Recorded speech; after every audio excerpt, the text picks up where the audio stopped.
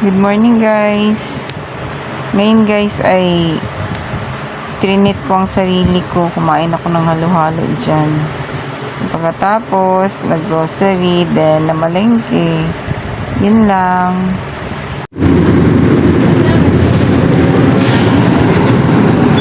Nag-grocery ako sa ano ba? Sa Pure Gold. Diyos ko. Mahal ng mga ano. Mahal ng mga bilihin. Yan lang ang ano ko nabili ko. Kasi on a budget kasi baka mag-overspend ako. Meron pang palengke, meron pang ano.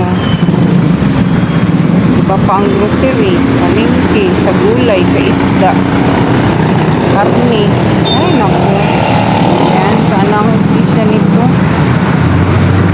Saan na ang hustisya? Yan na. Pati mga isda. Mahal ng mga kilo. Ay nako.